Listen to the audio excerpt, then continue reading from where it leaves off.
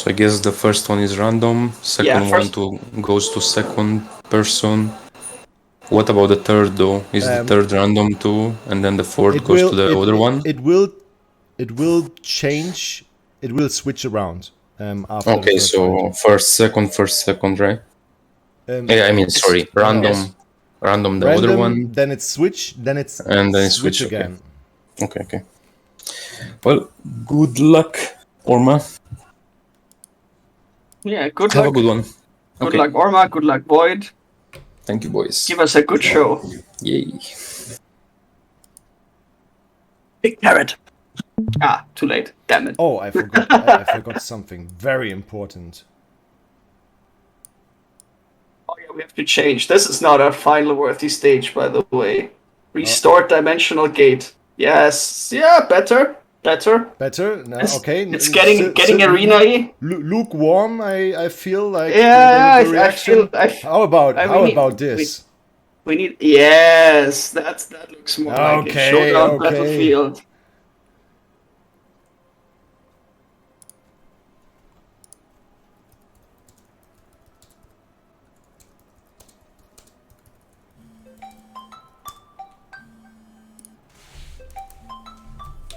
Okay, I'm sorry, I have to pick up the phone. Will only take a minute.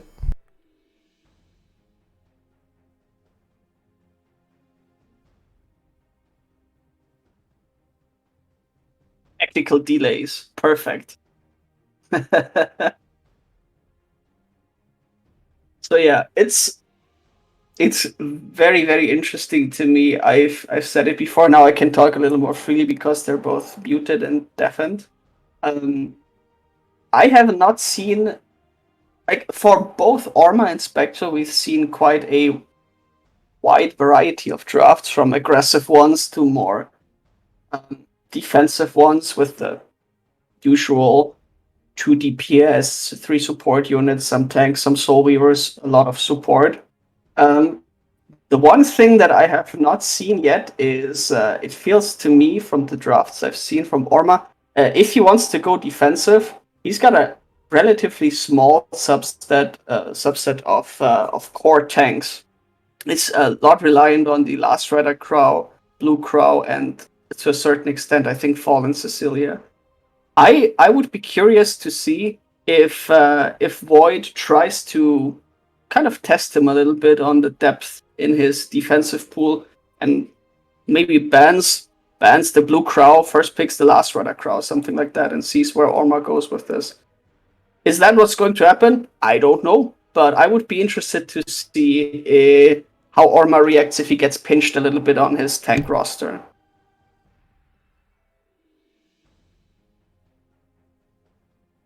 Are you back? Mr. Inspiration. Okay, let's roll. I'm back. I still had myself hardware muted. I was talking. Perfect. Works for me. Let's do this. First pick going Orma to Orma. So what's your go-to first pick if you don't know what you're facing? Today it was Blue Crow or Cerise. Most of the times. Yeah. At the end, I switched back to more aggressive drafts and first pick what's his name, Arbiter Wildred a lot. Yeah, Cerise and Blue Crow definitely two very common first picks. I like the respect band for the Blue Rose. Is it warranted? I'm not sure, but it's definitely one of Orma's most beloved and best geared units. Probably, unless he re-geared it. Yeah, it's a strong opener from Orma, historically speaking. He also banned the Cerise, so he was counting on combat readiness pushes there, I think. Yeah, very or he just wants to make sure he doesn't get too... the thing is, if you ban the Cerise and you first pick the Fallen Cecilia, you don't have to worry that much about Fairy Tail anymore. So maybe that's please don't Fairy Tail me kind of opening. It's also, Fallen Cecilia is very safe. You get yourself a little bit into Little Queen Charlotte issues, but you can play Fallen into Little Queen Charlotte. It's not a it's not an unplayable hard counter.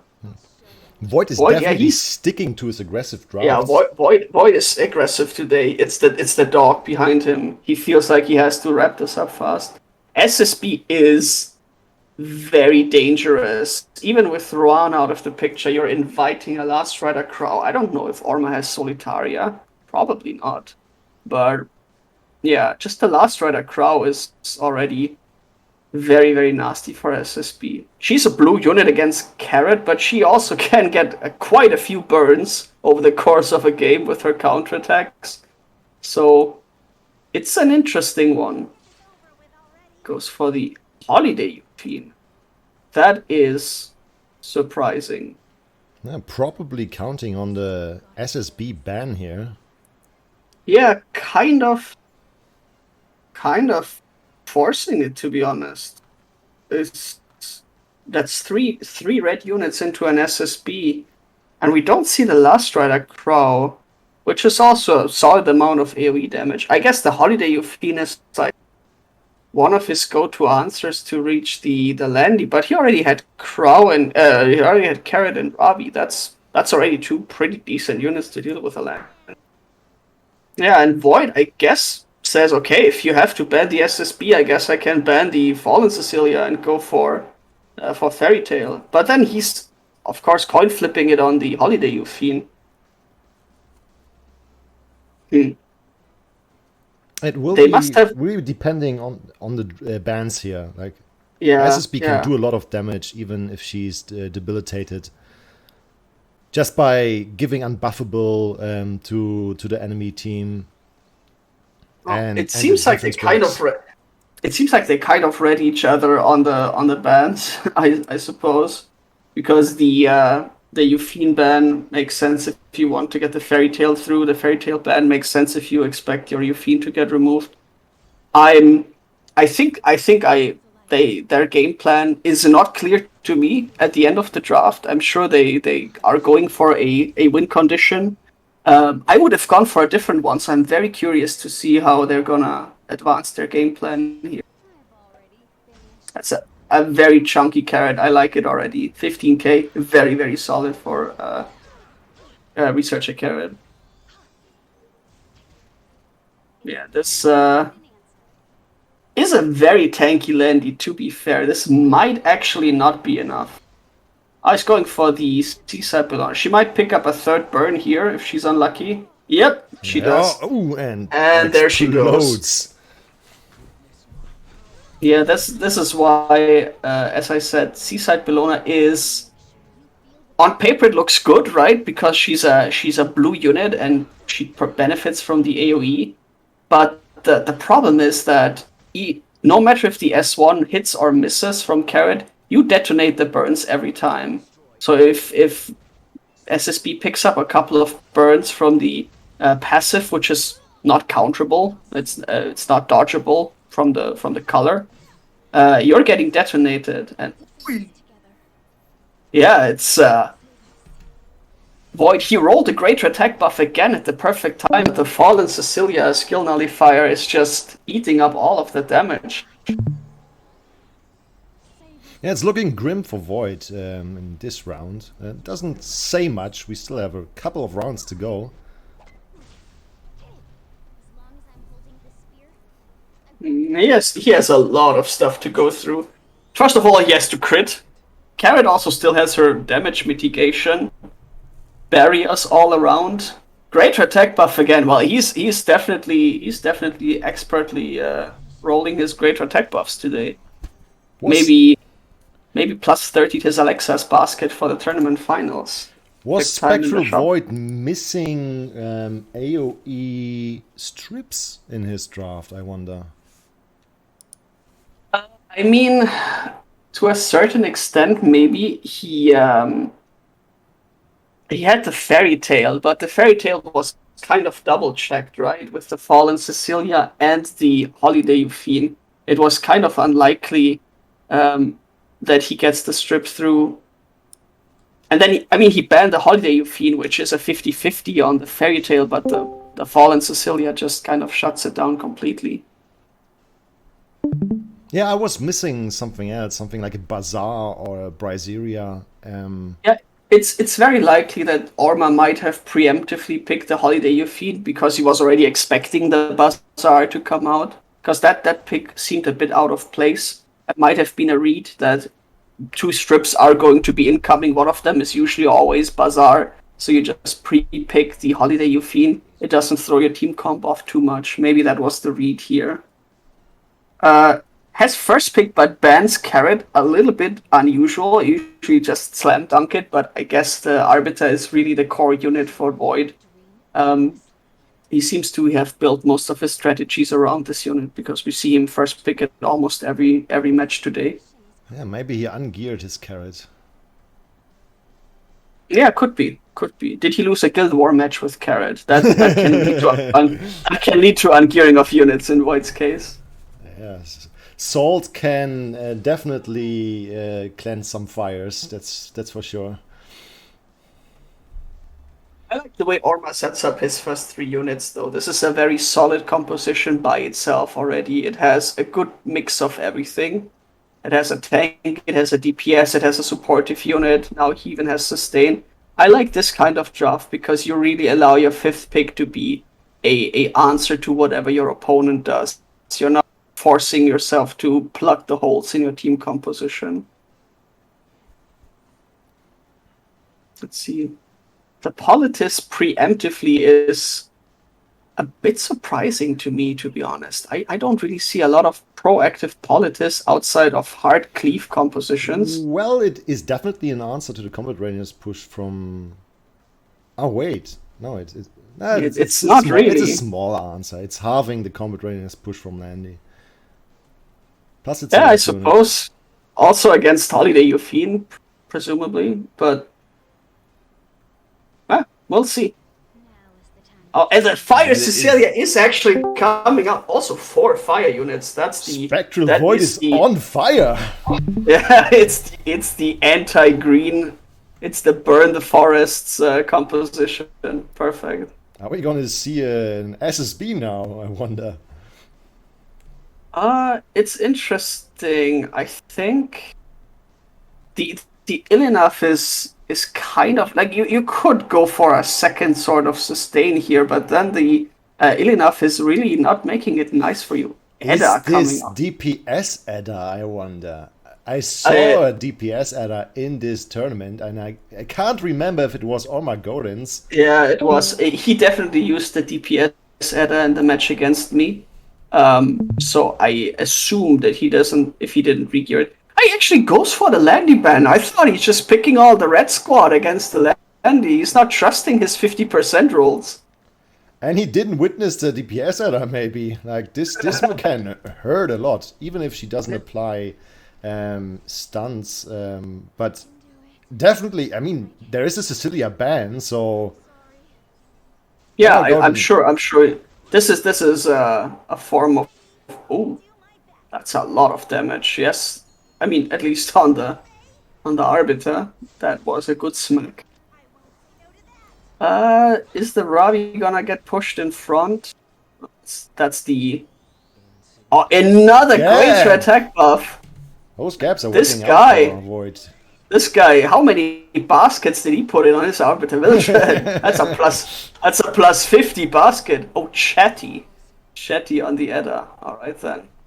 Kind of unfortunate almost that the Arbiter died here because the Fallen Cecilia S3 was coming up right after this.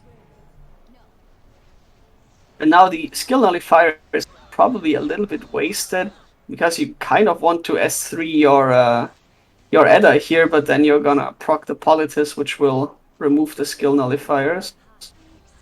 Oh yeah, S2 I suppose. Doesn't remove the cleanse, but defense buff and healing. Oh, since the defense buff got cleansed, is that a yellow violin Politis? Seems like it. That's possible. Yeah, seems like it.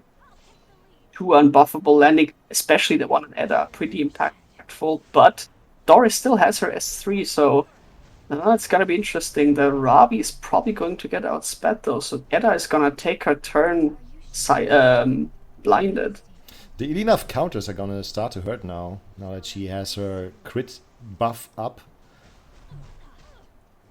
Not proccing though on that AoE. Yeah, not proccing yet. It's another important stun.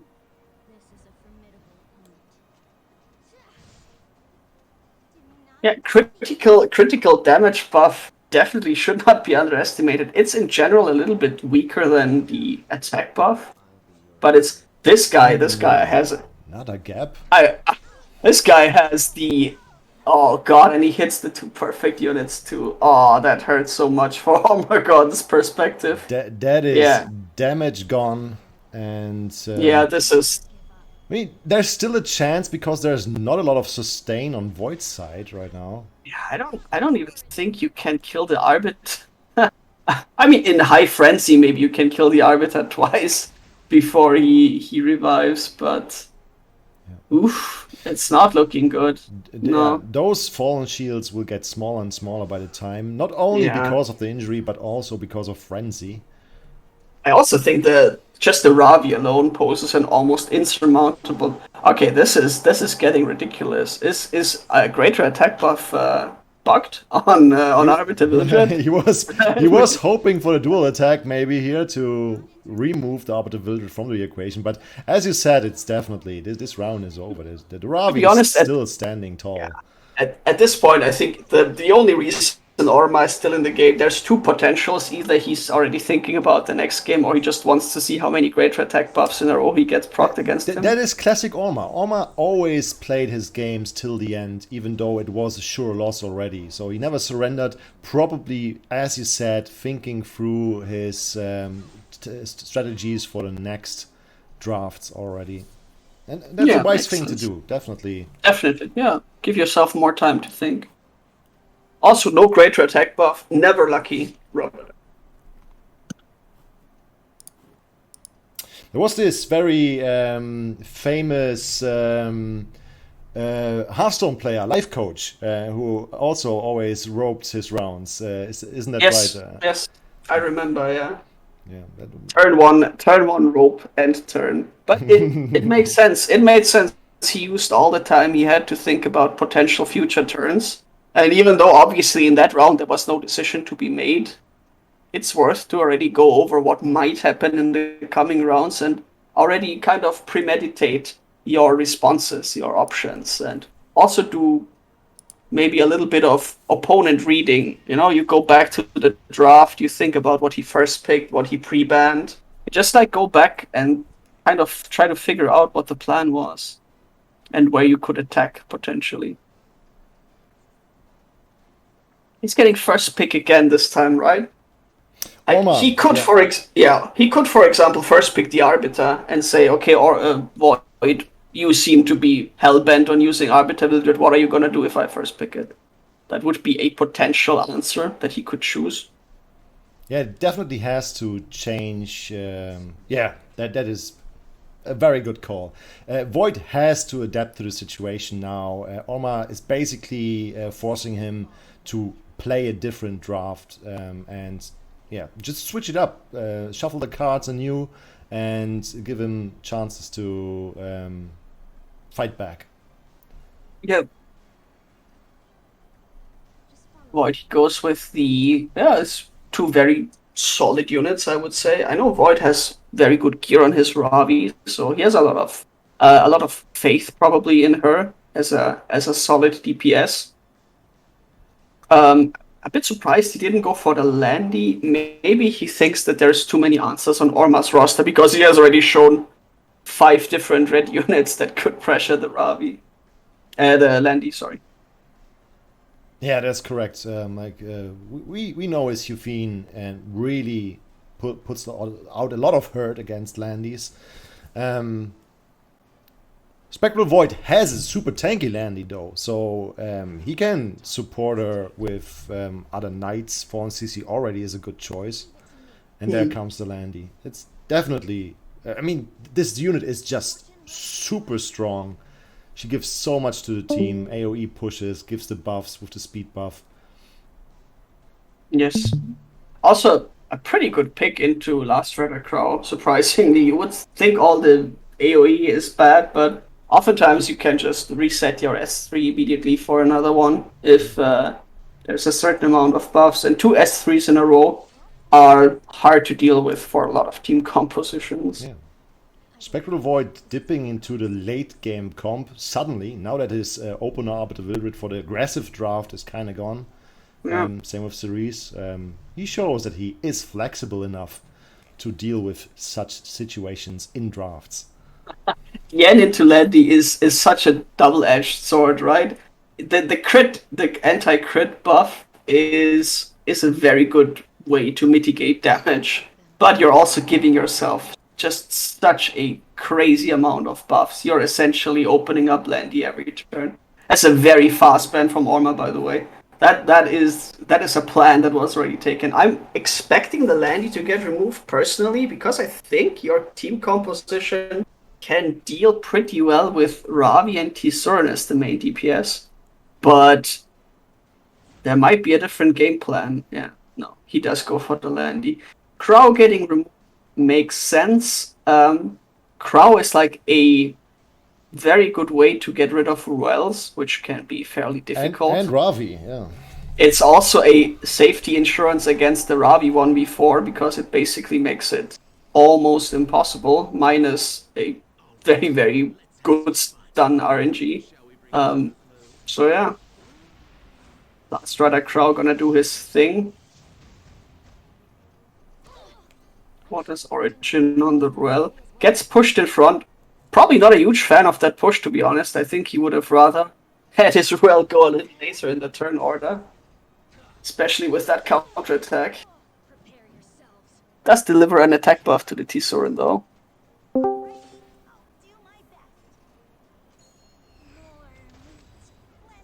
Moonlight Dreamblade's already proccing. Moonlight Dreamblade is doing its thing.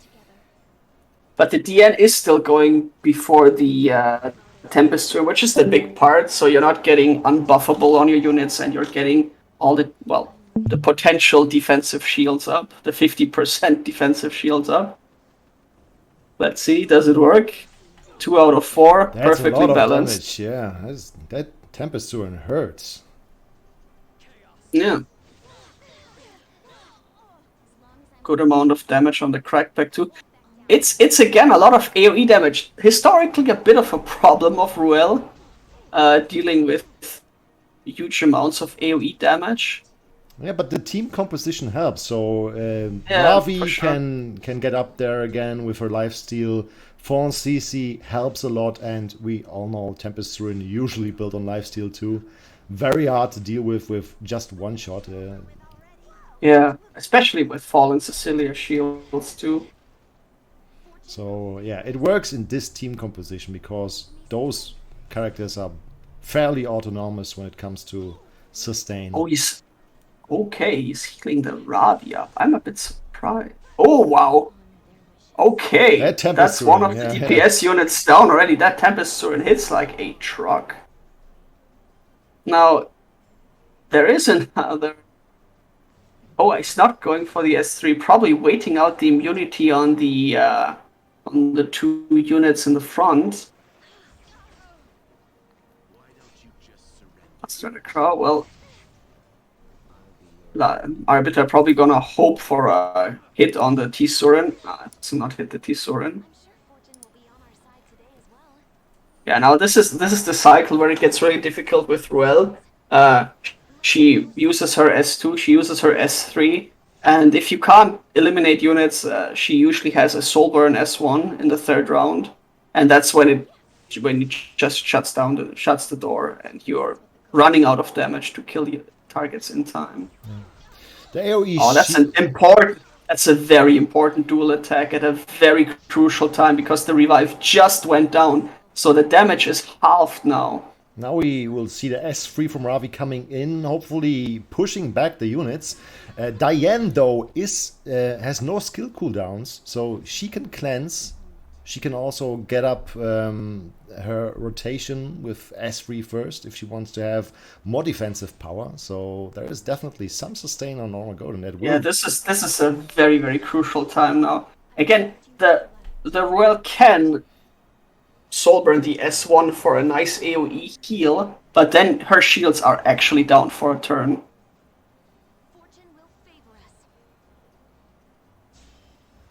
Decided not to go for the S2 to remove a buff. I think it would have only cleansed the bleed, because that seemed to be the buff that was in order. And now the stun is actually going to get cleansed from the Last Rider Crow. It was a 50-50. So usually the leftmost buff gets only cleansed. What was it? Is it the same for cleansing as it is for stripping? Like it is Smilegate, so I do not feel confident making a statement. Consistency is an issue. But even if it was a 50-50, then it was probably the safe choice to just go with the S3 first on Diane. Yeah, I think so.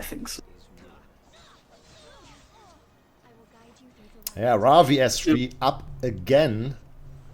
Yeah, she is going to get lapped most likely. No, she's not. Oh no, it's a Degen RB2. Yeah, it's also a slow RB, so and no lapping. After this round, Ruel will have her S3 up again. Yeah. Yeah, Ruel's balance is a little bit mitigated by the Battle Frenzy, because she can't really, like, the reviving in Battle Frenzy 5 and Battle Frenzy 6 means that she essentially dies, because just getting too much damage, her healing powers are getting mitigated more and more. So yeah, we can see Orma, he's not even going anymore for the Ruel. He's saying, okay, I'm going to go for your damage. Oh, the Ravi barely survives that. Oh, that's huge. Gets another S3 off. Also a huge heal at this point. Very, very He's high on amounts Durandal, of attack. though, so this heal will be... Oh, never mind. There's no healing then. No healing. Oh, yeah. Well, so much for that. And he's choosing to soul burn the Dien, keeping his defenses available. This is a little bit of a tough choice now for Ruel. Has to use the S3 to probably full heal the Ravi. I'm assuming that's where Void puts all his eggs now. Yeah, all the eggs into the Ravi basket. But yeah, the Rod of Emerald is doing work. What's not doing much work is the Moonlight Dreamblade, I believe. Or has the Arbiter just been ignored so far? I didn't see many counters or Moonlight Dreamblade so far. Yeah, he has been ignored, mostly. Yeah. All the Ravi attacks went into Last Rider Crow. We have to talk about the Frenzy. Where are we? Frenzy 6 Arbiter Vildred revive, though. Because Degen or not, at some point, an Arbiter Vildred revive is very hard to deal with. Which is probably also why Void puts so much faith in his Ravi. It's going to come down to the Ravi versus Arbiter Vildred showdown, probably. I'm assuming the Ruel is going to kind of fall by the wayside soon, just because of the huge amounts of damage that are going to get dished out. Yeah, Dien just rotating through her defensive measures over and over again. Really, she's already important. Going after this attack. He manages to eliminate the Last Rider Crow, so that's kind of important. It means that at some point the immunity will be gone. There is a chance for stun locks on Ravi. Probably going to be necessary to deal with the Arbiter Vildred, because Battle Frenzy 7 means, I think, 150% bonus attack, something like that. So that's a lot of bonus attack, and you're losing a good chunk of your HP too, and yeah, it's just too much at some point. Degen or non-Degen, at some point in Battle Frenzy, it's just too crazy. Yeah, do you think you can't ignore him forever? Do you think Void was too conservative with his attacks? He should he have went more for the Arbiter Vildred? I felt like he was really anxious about the counterattacks there. Yeah, I think his fear of bad RNG might have kind of led him astray. He already managed to eliminate one of the DPS. If he gets rid of the Degen RB, yes, of course he has to do it twice, but if that thing is out of the way, nothing is stopping his Ravi from soloing the game, I believe. Well, actually, on Durandal, there is still a chance you get killed, but it's very unlikely. Ravi is a very strong unit in Battle Frenzy because of the amount of attack that she gets. Blast Rider Crow is good in Frenzy, but I don't think he would have won the game against the Ravi, even with the DN in tow. He's also maybe a wrong decision, HP, right? Maybe a wrong decision, but he went for a gameplay. Yeah, he also loses a lot of HP. He went for a gameplay and he followed through with it. And at some point, you just have to commit to a strategy and hope that it's the right one. Yeah. So it's back to RB best unit in the game meta between the two of them. Whoever gets first pick gets the RB. The other one has to do Ravi, Fallen, Cecilia shenanigans. So far, it's the mirror draft from the last game, Correct. Just with mirrored picks.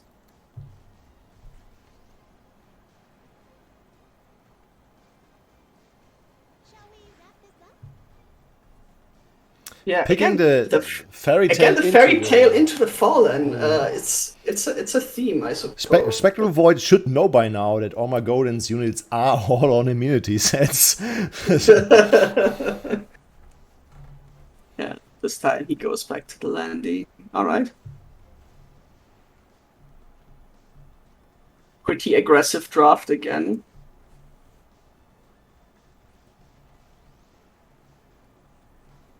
I think if I was in Orma's spot, I would think here maybe this time I ban the RB and I just draft against the Landy. Last time he banned the Landy even with all of his red units.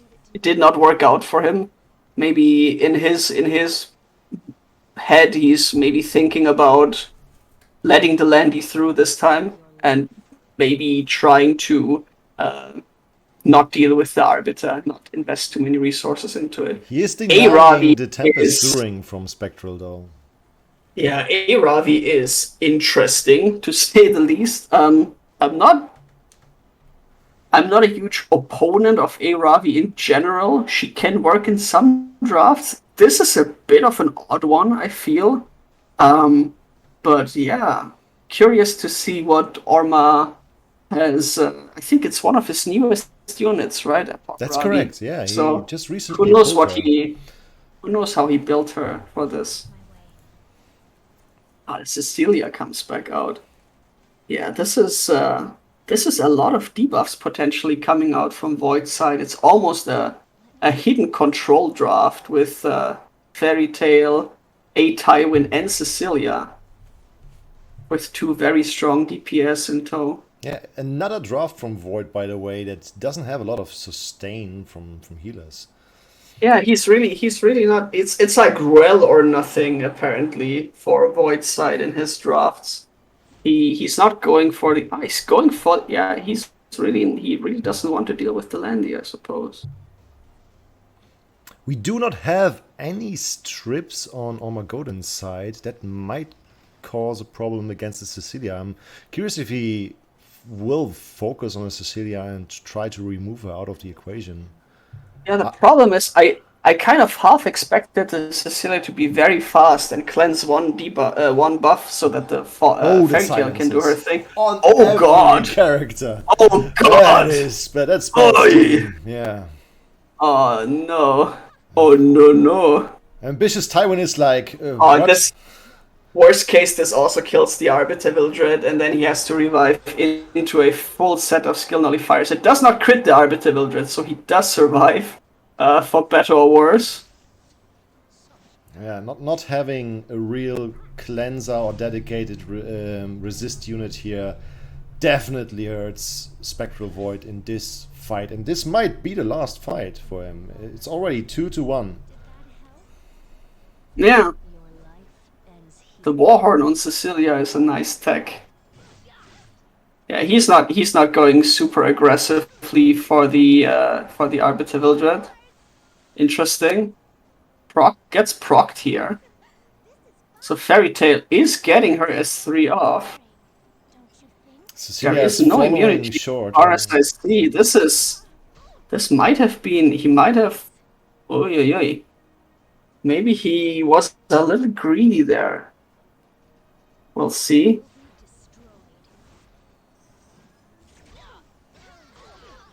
Provokes are landing, redirected or not, but the Sorin is going to get hit even in her stealth. It's not landing any Another debuff, gap. though. Another gap. The defense break on the fallen Cecilia. I mean, she's taking an absurd amount of damage. He had such a good opening, but he could not really follow up on it because the Arbiter survived, the Fairy Tale barely survived. Yeah, he probably left his Arbiter alive to deny him the immunity buff. But I feel this is a little bit too greedy because he's getting attacked twice now with S3s with Descending Blades. Yeah, he's also giving the Arbiter another turn. It's a high damage RB with plus 50 Alexa's basket, so he's getting a lot of turns. Okay, he's not getting another turn at least. Now he's deciding to remove him. He is getting cut in here. I think the Tempest Sorin might have healed herself slightly over 50% She's over 50% HP. right now, yeah. Ooh, there's a counterattack. It's the Blind first plus one attack down though, and that didn't scratch the Arbiter Wildred. Yeah, not really. I also didn't see any self-cleanses on the Aravi yet. Maybe it's a damage artifact instead of the usual Timeless Anchor or Crimson Seed. Again, the Arbiter Wildred survives on 1 HP. This is a bit of a theme now. And he gets another great attack buff off! Oh god! Everything might not be just on enough, 1 HP, doesn't it? Yeah, the sustain is just not there on Spectralvoid's side, and it's now coming to it's... hold him.